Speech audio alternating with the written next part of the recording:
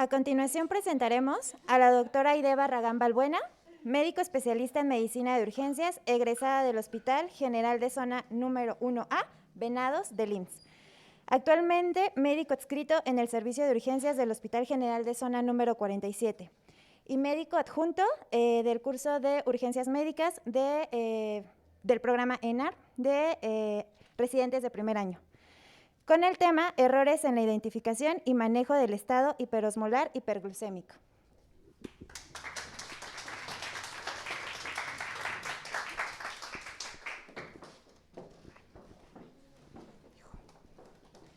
¿Tienen un señalador? ¿Tienen? Es que se me olvidó el mío, la verdad. ¿Eh?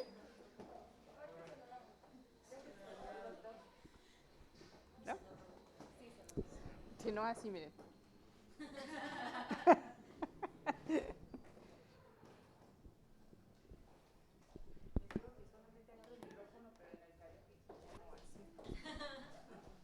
Y la voz sale desde acá. ¿Con cuál Con este avance y... Con eso te va avanzando. Ok, y la...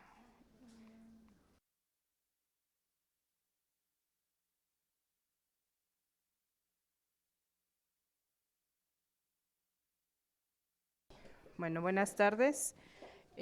Bueno, pues yo soy la doctora Aide Barragán Balbuena, ya me conocen, platico mucho con ustedes a diario y el día de hoy, pues bueno, estoy agradecida de poder platicar con ustedes acerca del estado hiperosmolar.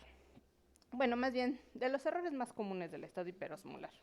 Entonces, ¿qué es lo que nos va a interesar ahorita en nuestra plática? A pesar de que es un diagnóstico que en apariencia salta a la vista porque llega nuestro paciente con su tarro de miel abrazándolo, no necesariamente o no siempre lo diagnosticamos y lo tratamos de manera correcta. ¿Qué vamos a buscar en esta plática? Pues bueno, identificar los errores más comunes, importantísimo en todas, yo creo que en todas las pláticas les han estado haciendo énfasis tanto en la fisiopatología como en la fisiología. Entonces, básico. Obviamente, la clínica, o sea, lo que siempre decimos, como les dicen en los cursos, ponga atención en el paciente, no ponga atención en el monitor. Entonces, aplica de la misma forma para empezar a ver a nuestros pacientes. ¿Qué vamos a buscar? Pues bueno, reconocer los diferentes esquemas de tratamiento del estado hiperosmolar y precisar la relevancia del uso de soluciones y del manejo de electrolitos en nuestros pacientes. Vamos a empezar porque básicamente lo que estamos buscando aquí es abordar la parte de los errores. Entonces hay que recordar nuestros criterios diagnósticos.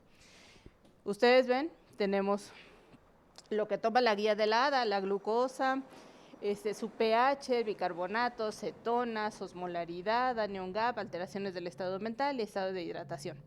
En general, en donde vamos a poner, a pesar de que vamos a hacer el diagnóstico de nuestro estado hiperosmolar, estamos obligados a descartar también el resto de las patologías. ¿Y esto a qué viene? Pues bueno, porque finalmente tenemos todo un espectro de enfermedades que van a estar asociadas específicamente con la parte de la hiperglucemia.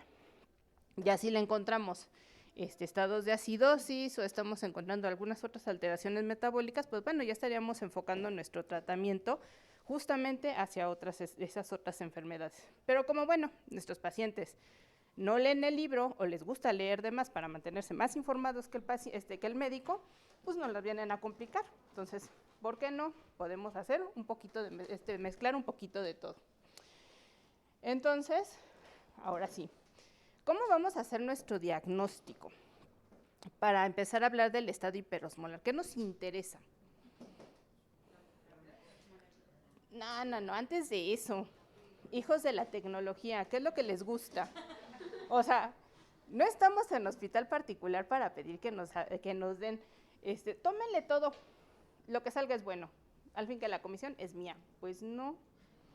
Entonces, clínica, o sea, invariablemente, ¿qué es lo que va a gobernar siempre nuestro diagnóstico? La clínica. Entonces, ¿cuál va a ser?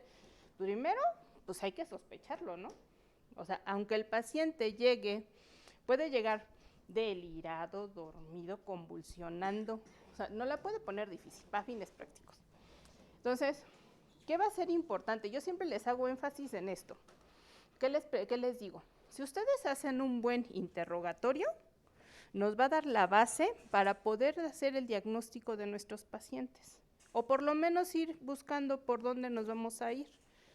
Entonces, ¿qué es lo que les van a decir?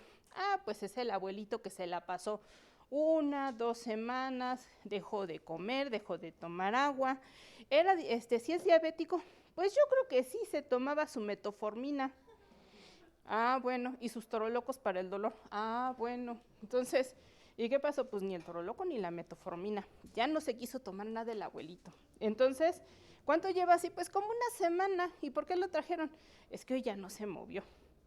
Ah, ok. Entonces, ¿qué es lo que vamos a ver? A diferencia de la cetoacidosis, los cuadros van a ser de progresión más larga, ¿sale? Síntomas, días e incluso semanas. ¿Qué va a pasar? Si les hacemos o si le interrogamos, a lo mejor le podemos preguntar incluso a los familiares si es que el paciente no está en condiciones, o estuvo orinando mucho, estuvo con mucha sed, dejó de comer, comió de más, tomó sus medicamentos, no los tomó, para irnos encaminando hacia el diagnóstico. ¿Y qué va a pasar? Lo que les decía, los pacientes a lo mejor leen más que nosotros y dicen, ¿cómo puedo complicarle más el diagnóstico al paciente, al doctor? Pues a lo mejor no nada más llego mareo, se me antoja llegar hasta con deterioro neurológico. E incluso lo podemos confundir de forma inicial con, incluso hasta con un EBC, que es a veces de las cosas que las dejamos pasar. O por qué no, las dos cosas. Yo quería llegar complicado al hospital, lo voy a hacer. Entonces, ¿qué vamos a buscar? Siempre, lo que siempre les estaba comentando, siempre. Primero nos vamos a la parte clínica, incluso tomando ya signos vitales, ¿ok? No hay que perder de vista nuestros signos vitales y a veces es bien fácil el que el paciente pueda llegar tan solo con que le hagan su primer dextroxis, ya desde ahí, pues ya lo vamos tomando, le hacemos su glucometría y el paciente ya salió con hiperglucemia. ¿Cómo lo vamos a sospechar? Ah, bueno, pues algo me dijo como que algo está mal porque la glucosa está arriba de 600. Entonces, ahora sí, como en las pláticas ya que les estuvieron comentando ayer. Entonces, ¿qué hacemos? Antes de tomarle cualquier otra cosa, ¿qué están haciendo ya? Le están tomando la gasometría. Y bueno, a lo mejor, si corremos suerte, de repente en mi otro hospital, ahí sí nos dan glucosa, nos dan lactato, nos dan electrolitos, y a lo mejor nos ayuda de forma más rápida a tener el resultado. Entonces, ya con eso ya tenemos una aproximación más exacta para tener una glucosa sérica. Tomamos las concentraciones séricas de electrolitos y esta parte también que es bien importante, cómo está el nitrógeno ureico, creatinina, cómo estamos, tenemos cetonas, no tenemos cetonas, el pH y si hay lactato. Y esto finalmente pues nos va a ayudar para buscar nuestro diagnóstico diferencial. ¿Vamos bien hasta ahí? Va. Entonces, retomando otra vez.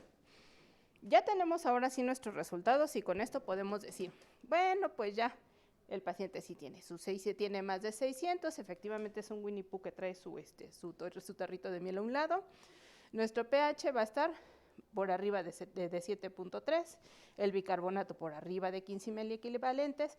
En este caso no vamos a encontrar cetonas o podemos tener algo mejor, trazas, ¿va? La osmolaridad depende de la escuela que sigan, pero la mayoría caen en más de 320 miliosmoles. Y nuestro anion gap o nuestra brecha aniónica va a ser variable. En estos pacientes, lo que les había comentado, regularmente muchos de los pacientes pueden llegar a tener incluso alteraciones del estado de alerta, que es lo más común. Entonces, por allí hay se han hecho varios consensos. En general mencionan que con un sodio, si nosotros encontramos a nuestro paciente con estados de deterioro neurológico, podemos encontrar alteraciones electrolíticas con sodios arriba de 150 o incluso osmolaridades arriba de 350. Entonces, ya desde ahí lo podemos empezar a sospechar. No tenemos todavía, no hemos hecho la cuenta hasta ahí, pero con estos antecedentes, pues bueno, lo podemos ir sospechando.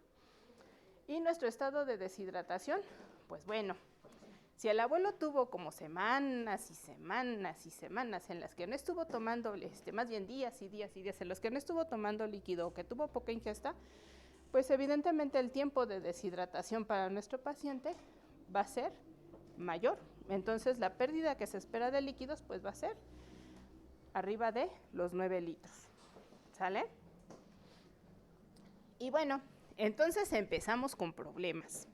Porque dicen, le tenemos que calcular la osmolaridad. Y entonces, pues bueno, ayer les dieron una plática muy bonita acerca de las disnatremias y la osmolaridad. Entonces, pues ya vamos a retomar una parte de eso en donde estamos hablando de cuáles van a ser nuestros electrolitos y productos que van a ocasionar mayor peso osmótico. Pues van a ser justamente el sodio, la glucosa y la urea. ¿Sale? Que ahorita vamos a ver. Entonces, cuando vamos a buscar o hacemos nuestra consulta bibliográfica de qué fórmula vamos a utilizar, nos encontramos con dos. Y aquí empieza el pleito. Doctora, ¿cuál utilizo? Entonces, bueno, vamos a retomar unas partes, unas situaciones interesantes respecto a la osmolaridad. Cuando estamos hablando de osmolaridad, y a eso es a lo que estábamos retomando la plática de ayer, estamos hablando de partículas que son osmóticamente activas. ¿A qué nos referimos con eso? Que tienen la capacidad de poder mantener o de mantener el volumen de su lado, ¿no? ¿Cómo las vamos a medir? Podemos, dan el número de partículas por el litro de solución y se va a cuantificar en miliosmoles por litro, de tal forma que nuestro cálculo de la osmolaridad va a estar dada en miliosmoles por litro y podemos tener concentraciones molares principalmente de sodio, potasio y de urea. Ahorita vamos a ver la particularidad de la urea. Entonces decíamos que regularmente cuando nosotros estamos hablando de osmolaridad plasmática, estamos hablando de todas esas partículas que son capaces de mantener el volumen dependiendo del lado en el que se encuentre de forma predominante. Entonces, hablando muy en específico del estado hiperosmolar, al hablar de la glucosa, del sodio, de la urea, estas van a hacer que dependiendo de la concentración, van a hacer que se desplace el líquido hacia el lado en donde están. En este momento pues estamos hablando del espacio extracelular. Y a partir de ahí, pues bueno, eso nos va a explicar muchas de las situaciones, del por qué nuestro paciente tiene deshidratación y por qué tiene cambios electrolíticos de forma importante. Entonces, hablando estrictamente de lo que es la osmolaridad, pues bueno, es la capacidad de ejercer la presión necesaria para mantener el flujo de agua a través de una membrana semipermeable. ¿Va? Ahora, cuando estamos hablando de la osmolaridad plasmática, lo normal, siempre hay que recordar, primero tenemos que conocer lo normal para poder entonces abordar la parte anormal. ¿Cuánto es nuestra osmolaridad normal? De 280 hasta 295, dependiendo de la fuente. Hay algunas que mencionan más, mencionan menos, pero en general se quedan en esos rangos. ¿Y cómo vamos a calcular nuestra osmolaridad plasmática? En esta primera fórmula podemos incluir al nitrógeno ureico, ¿vale? Y nuestra fórmula, pues bueno, ya la conocen, 2 veces. En esta hay algunas que utilizan el potasio. Regularmente ya en algunas revisiones ya ni siquiera la toman en cuenta, pero solamente como predominantemente da el sodio, es el electrolito que se encuentra en mayor cantidad en el espacio extracelular. Entonces es la que va a condicionar nuestra osmolaridad. Entonces 2 veces el sodio más la glucosa entre 18 más el BUN entre 2.8. El 18 va a ser de la conversión de la glucosa de miligramos en decilitro a miliosmoles. 180 van a ser 180 miligramos de glucosa van a equivaler a 1 miliosmol, de ahí el número 18. Y 28 miligramos de nitrógeno ureico van a equivaler a 1 miliosmol, que es el que va a dar el denominador en el caso de la división de la urea. ¿Vale? Ahora,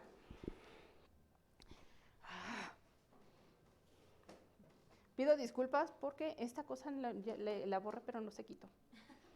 Me ganó la tecnología, ustedes disculparán. Entonces, podemos utilizar, una es utilizar el nitrógeno ureico, la otra es utilizar la urea. Para el caso de la urea, la división es entre 5.6.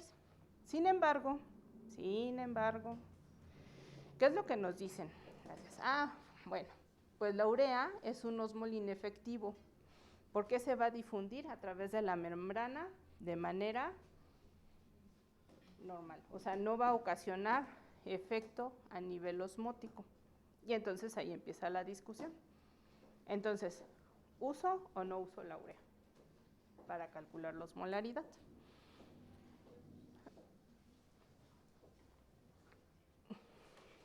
Bueno, ahorita vamos para allá. Sí, ahorita vamos para allá. ¿Cuál va a ser el problema de la osmolaridad plasmática?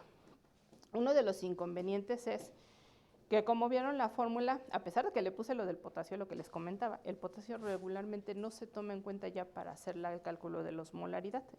Entonces, lo que nos dicen es que la osmolaridad no va a ser un número exacto, dado que no va a tener otros cationes como el potasio, el calcio y el magnesio, que también tienen peso y también tienen función como osmolito. O puede tener una sobreestimación porque el sodio no solamente va a estar unido a cloro, sino también va a estar unido a sulfatos y fosfatos. Entonces, no va a ser una medida exacta. ¿Ok? Y bueno, y entramos entonces, y vamos a hacer ahora diferencia con la otra fórmula. Recuerdan que les había puesto la osmolaridad plasmática, ahora vamos con la osmolaridad efectiva. Entonces, en la osmolaridad efectiva, lo que nos dice es que son solutos que no van a penetrar en las células y que son capaces de crear un gradiente osmótico. Entonces, ¿cuál dijimos que se difundía libremente? La urea. Entonces, ¿adivinen qué? Pues que esta fórmula no va a tener... perdón por lo del potasio. ¿Qué es lo que va a tener? Solamente la división entre la glucosa. Y no va a tomar ni el BUN ni la urea. Entonces, y hace énfasis en lo mismo. El nitrógeno ureico va a atravesar la membrana celular, entonces no le va a dar el carácter de osmolito. Y bueno, otra vez, ¿cuál vamos a usar? Pues bueno, resulta que es algo que todavía sigue estando en controversia, porque dependiendo de la guía que utilicen, van a decir, la británica, ahorita lo vamos a platicar. La británica dice, bueno, sí vamos a utilizar la urea, no sé, vamos a utilizar la urea, pero no es lo correcto, pero hay que utilizarlo. Y la americana, que es la de la ADA, dice no, porque la urea se puede utilizar. La urea no crea un estado de osmolaridad. Entonces, ¿cuál es Entonces aquí, déjenme regreso. Entonces aquí, ahorita lo vamos a retomar más adelante, en general lo que están viendo o que se aprecia según los estudios es que si utilizan la guía británica, la osmolaridad, bueno, y se hacen el cálculo entre las dos fórmulas, les da alrededor de una diferencia de 20 a 40 miliosmoles, o sea, sí da una diferencia bastante importante. Entonces, podrían quedar fuera de considerarse como un estado hiperosmolar en aquellos pacientes en los que no se consideró la urea o el BUN. Entonces, ¿qué es lo que dicen? Pues ante la sospecha, y si el paciente tiene un estado de deshidratación, pues entonces lo podemos considerar. Porque para las guías, la de la ADA, mencionan que queda subdiagnosticado el estado hiperosmolar por esta situación. ¿Vale? Ahora, esto es por parte de la osmolaridad. Otra de las situaciones que también nos ocasiona conflicto al momento de hacer el diagnóstico del estado hiperosmolar es justamente el cálculo del sodio. Entonces, si ustedes ven, el paciente puede llegar a lo mejor con 1000 de glucosa, pero llega con el sodio o normal o a veces incluso llega bajito. Pero recuerden que la glucosa, al ser una partícula osmóticamente activa, ¿qué es lo que va a pasar? Y esto siempre se los comento. Nuestra toma de muestra, ¿de dónde la hacemos? ¿La hacemos del interior de la célula o del exterior de la célula? Del exterior. ¿Cuál es el electrolito que se encuentra en mayor cantidad a nivel extracelular? El sodio. Entonces, en sí, nosotros seguimos teniendo nuestros mismos valores de sodio. El sodio se va a mantener exactamente en la misma cantidad. Se va a mantener constante. ¿Qué es lo que va a pasar si tenemos una elevación de la glucosa de una manera tan exagerada como un estado hiperosmolar? Y tiene efecto osmótico. ¿Qué va a pasar? Va a desplazar el líquido del interior de la célula al exterior. Entonces, ¿qué es lo que qué va a pasar con ese sodio? ¿Se modificó? Realmente no, solamente se diluyó por el efecto osmótico que tiene nuestra glucosa. Entonces tenemos nuestra llamada hiponatremia dilucional.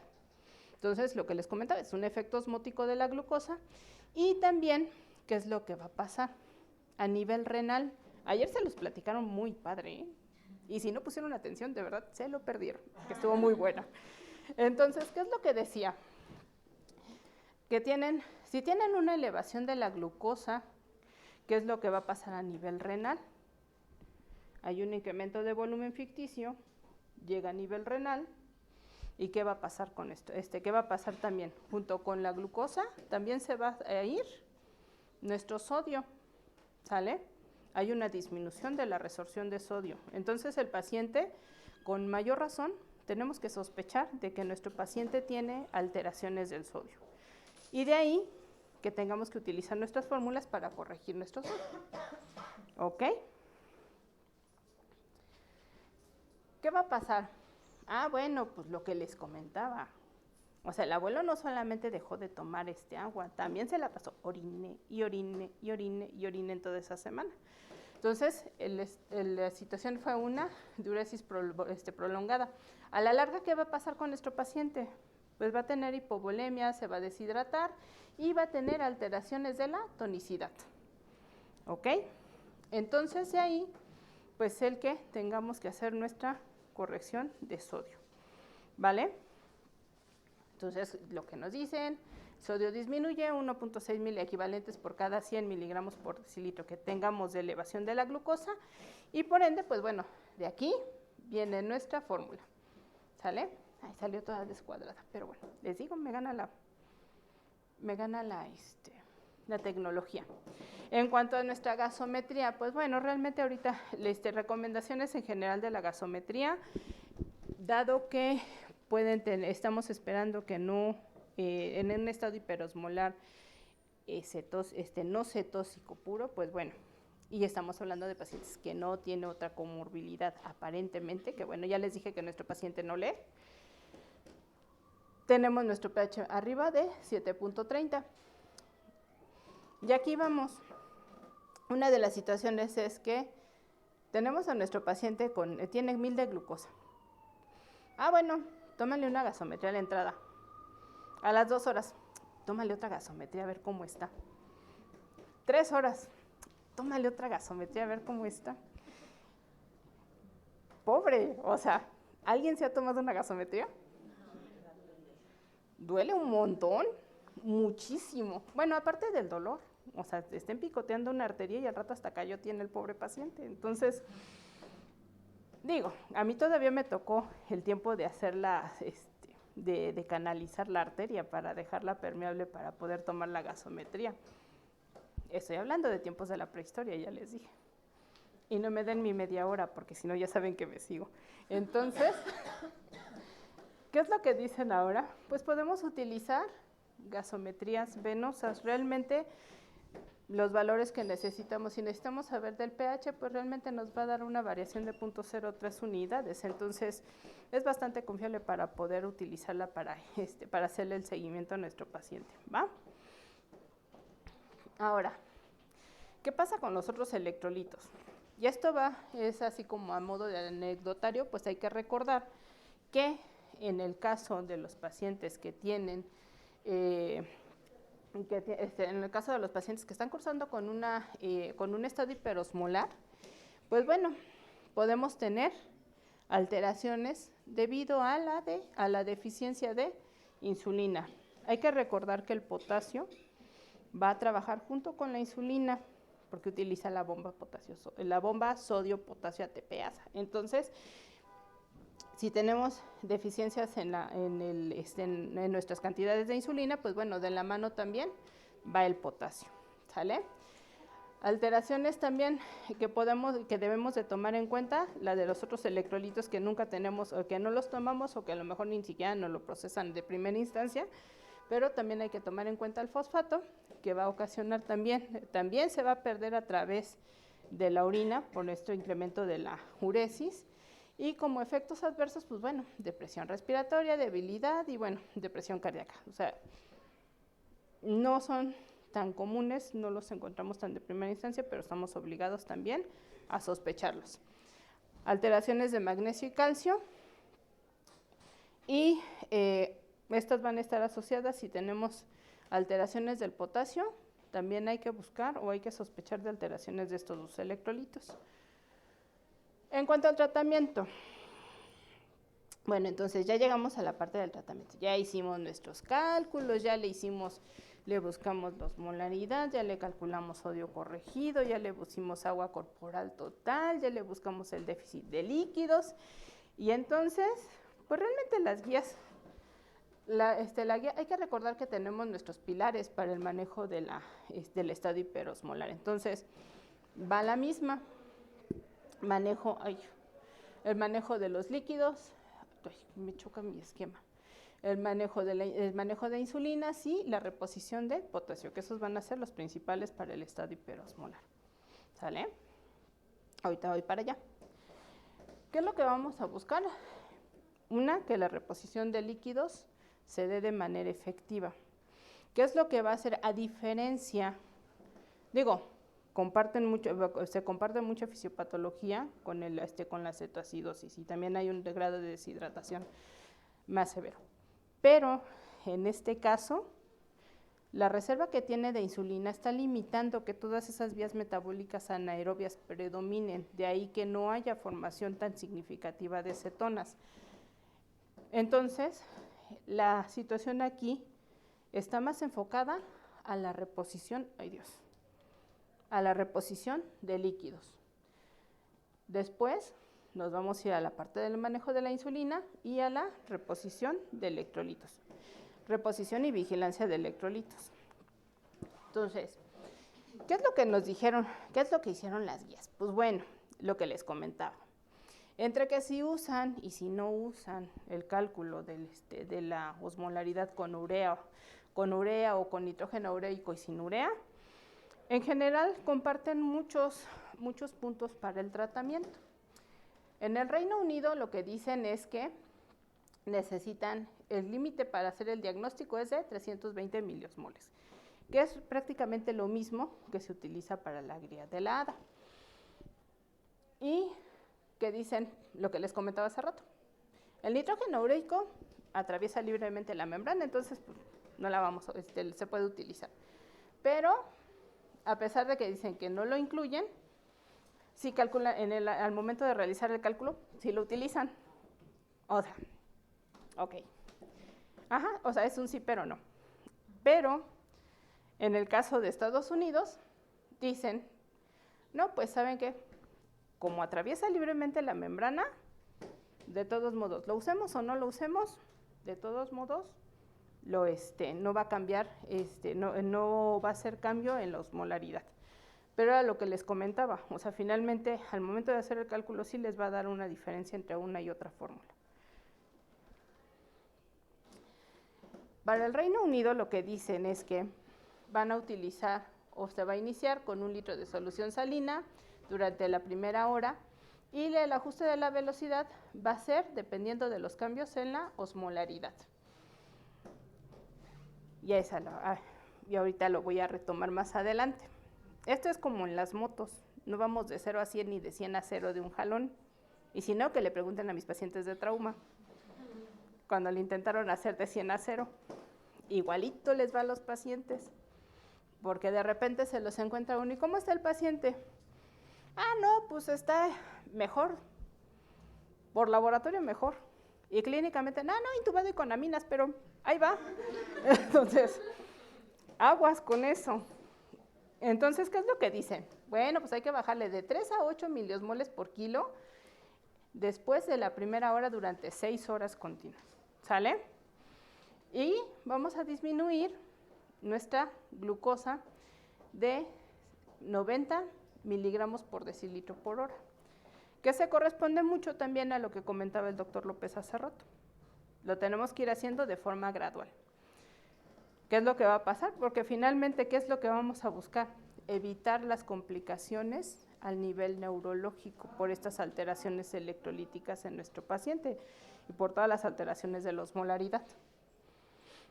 ¿Cuándo vamos a utilizar nuestra insulina? Pues bueno, podemos utilizar 0.05 por kilogramo por hora cuando las concentraciones de glucosa dejan de disminuir con la reanimación con líquidos. Entonces, ¿qué es lo que dicen? Primero, pásale agua.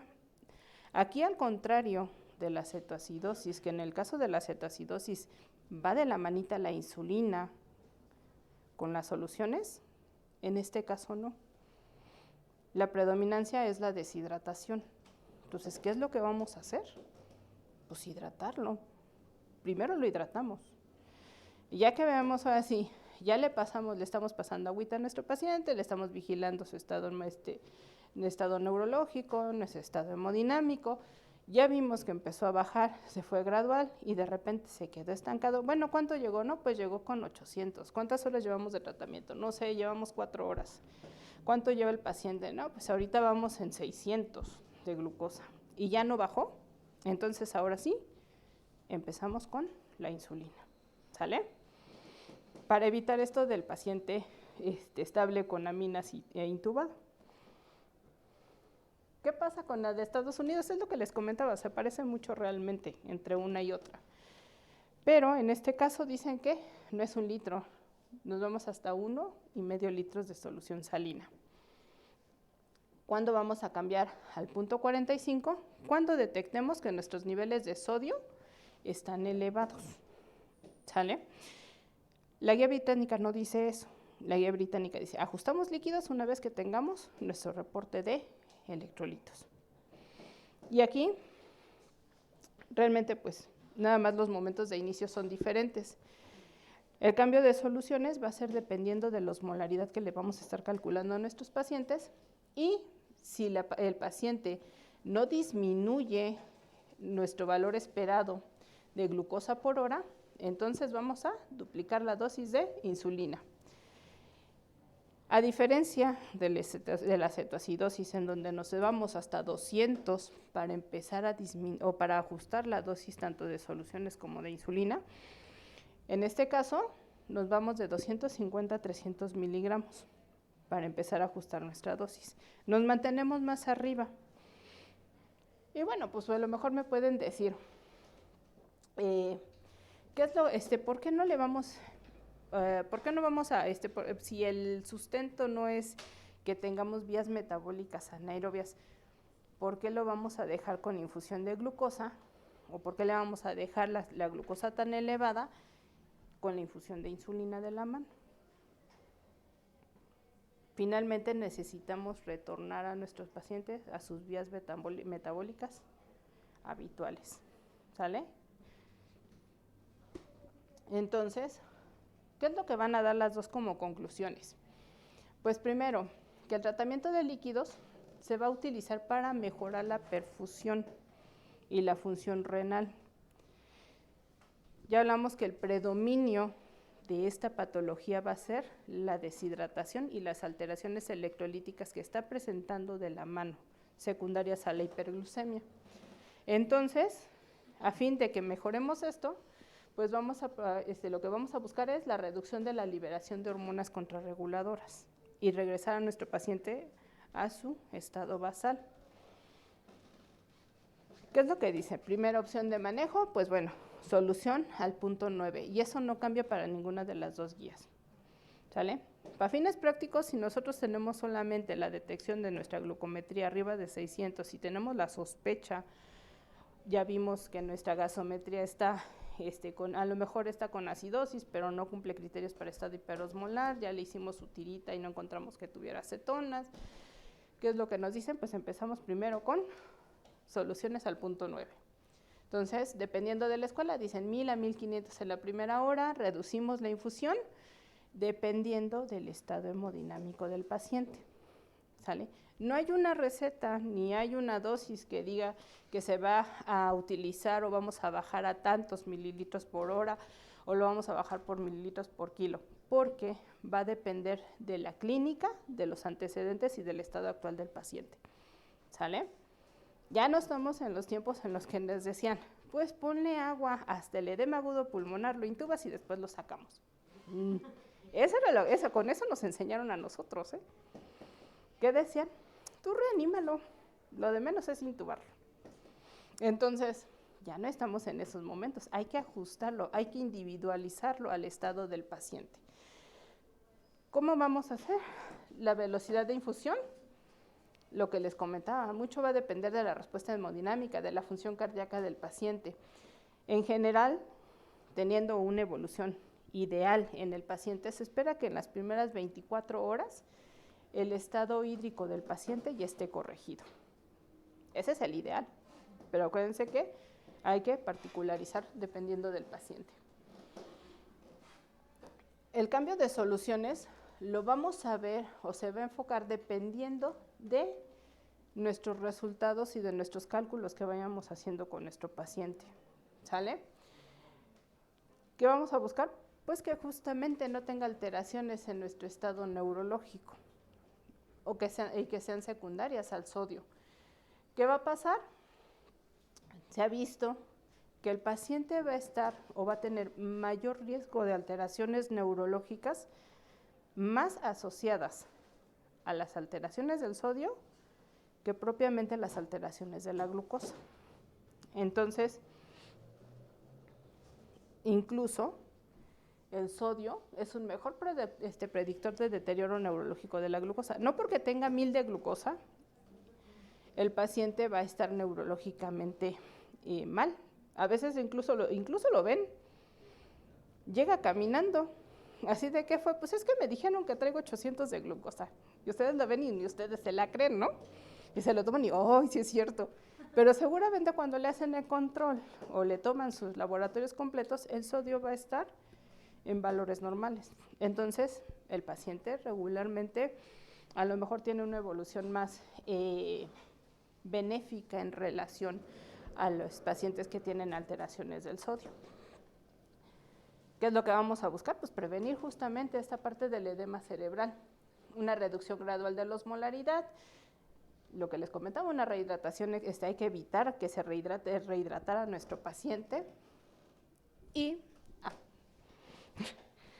una disminución de la glucosa de 50 a 75 miligramos por hora, ¿sale? ¿Con cuánto llegó anoche, doctora? No, pues llegó con 1200. ¿Y ahorita con cuánto está? 80, doctor. 80 y ya se quiere ir de alta, pero celestial. Entonces, aguas con eso, ¿sale? Hay que ir haciéndolas, hay que ir haciendo nuestra reducción gradual. ¿Y qué vamos a hacer? Buscamos que nuestra glucosa se mantenga de 200 a 300, mientras nuestra osmolaridad se regulariza, ¿sale? Y una vez que y si vemos que se mantiene nuestra osmolaridad, también parte importante, lo que les estaba comentando. En todo este momento siempre vamos a estar vigilando el estado neurológico de nuestro paciente, ¿vale? Ahora, ya una vez que dejamos, cuando tenemos nuestras glucosas por debajo de 300, ¿qué es lo que nos dicen? Repone con glucosa. Ahorita lo que nos interesa es que nuestros niveles se mantengan en 300 en tanto se regulariza la osmolaridad de nuestro paciente. ¿Cuál va a ser o qué va a ser lo que vamos a estar vigilando? Justamente la osmolaridad. Entonces, pues agregamos soluciones glucosadas y esto va a ser para mejorar nuestras reservas de glucógeno. Esto es revertir el estado fisiopatológico del paciente. La reposición de potasio, la ADA va a recomendar que agreguemos potasio a nuestras soluciones si tenemos menos de 3.3 miliequivalentes. ¿Cuánto? Antes de que empecemos con la infusión de insulina. Y si tenemos menos de 5.2, mientras está con la infusión de insulina, entonces hay que agregar potasio en nuestras soluciones. Y lo ideal, pues la monitorización de potasio cada 2 horas mientras se esté infundiendo insulina. Bueno, que en general también de la glucosa y todo lo demás de nuestro paciente, recuerden que es un paciente crítico, ¿vale? Les dije que iba a ser breve. Y algo con lo que me gusta, ese es el vivir diario de las urgencias. No sé si tengan alguna duda, algo más. Les dije que iba a ser breve.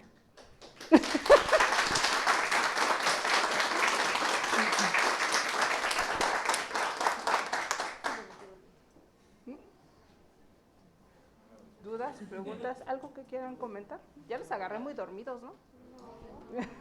No, para nada. Buenas tardes, doctora Barragán. Muchas gracias por su ponencia. No sé si pudiera puntualizar, por ejemplo, en relación al sodio, que efectivamente tiene la repercusión a nivel neurológico. Las guías no puntualizan entre cómo sacar la osmolaridad y a veces causa controversia. Ha causado controversia en el servicio, ¿no? En relación a, ¿se toma la osmolaridad con el sodio corregido o con el sodio medido? Y en base a eso, pues obviamente, ¿cómo decidiría de alguna manera el uso y obviamente pues la utilidad del sodio corregido para el uso de la solución al medio molar o al 0.9%? Ok. Si nosotros regularmente el cálculo de la osmolaridad lo vamos a hacer con nuestro sodio medido. ¿Por qué no lo hacemos con el sodio corregido? Porque lo que estamos haciendo es una estimación del sodio que esperamos tener a nivel sérico. Si ustedes vieron la fórmula, incluso es una de las controversias que se mencionan. El cálculo de la osmolaridad no es una medida exacta, dado que está predominantemente dado por los valores de sodio. Entonces el sodio no lo vamos a encontrar libre, está unido a muchas sustancias más. Si hacemos si medimos nuestra osmolaridad en base a nuestro sodio corregido, vamos a sobrediagnosticar a nuestro paciente. Entonces hay que recordar, si lo que estamos buscando es hacer nuestra medición de nuestra osmolaridad, lo tomamos con nuestro sodio medido. El sodio corregido, ¿para qué nos va a servir? El sodio corregido nos va a servir para manejar a nuestro paciente. De ahí vamos a partir para decir, necesita soluciones isosmolares, necesita soluciones hiposmolares. Vamos a dejar,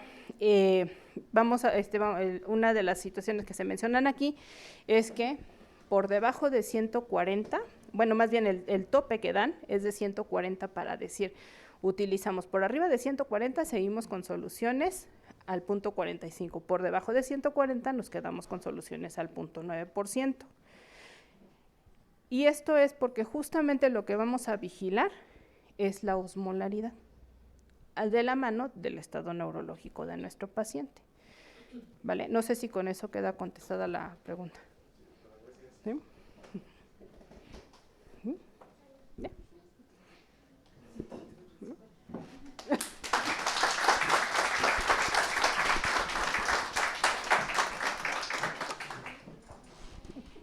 Muchas gracias, doctora, por su excelente ponencia. Es un honor para nosotras tenerla aquí y le entregamos un reconocimiento. Muchas gracias.